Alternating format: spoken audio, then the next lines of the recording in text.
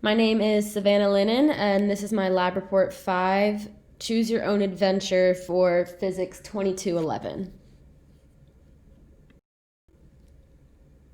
This lab was focused on the motion of a falling object and the energy graphs associated with it.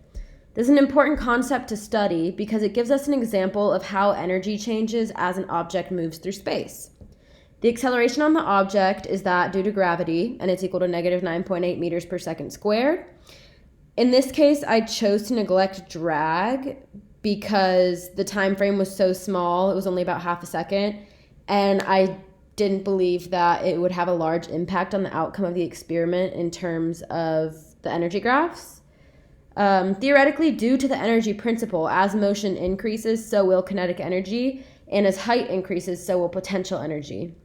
That being said, due to the conservation of energy, these two should not be increasing at the same time.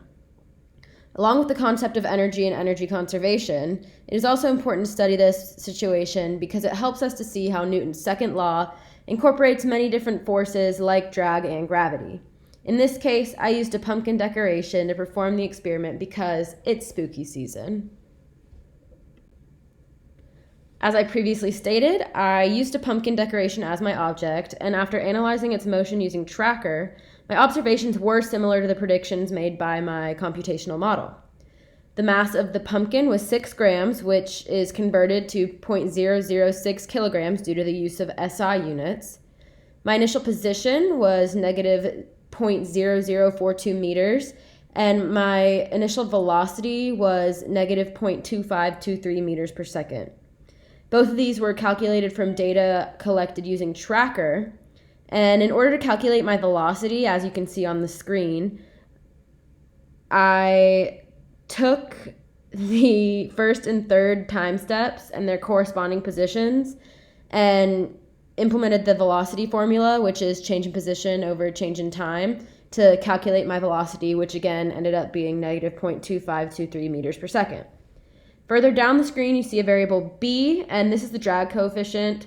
It is equal to 0 because I neglected drag, and then right below that is the variable h, which can be used in calculations for potential energy and is indicative of the height the pumpkin was dropped from, 1.2 meters.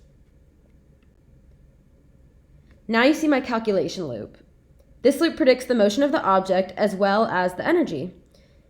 First, I changed the time the loop ends to match the length of time in my tracker, which was 0.533 seconds.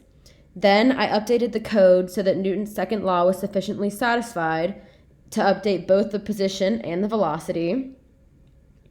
And you can also see on the left-hand side my calculations for the energy of the ball, which included the use of the energy principle in order to determine them. And this states that potential energy is equal to mass times gravity times height, or mgh, and that kinetic energy is equal to 1/2 times mass times velocity squared, or 1/2 mv squared. These calculations resulted in an energy graph that looked as we would expect for this situation, with potential energy decreasing as the pumpkin falls and kinetic energy increasing. Furthermore, the position versus time graphs of the predicted versus the observed motion were a little bit different. This could be due to the fact that I neglected drag, but overall the results are similar, and I don't think it affected the energy graph. Finally, what do these findings imply? Overall, this model depicts the concept of the conservation of energy. This means that the system, unless acted on by a dissipative force, will always have the same amount of energy, just in different proportions. Ultimately, in this case, it does not have any dissipative forces like friction acting upon it, so it does properly exemplify the conservation of energy concept. Now, what if I threw the ball upward first? In this case, the object would still have the same effects on it as what we observed in the lab after the upward initial motion occurred.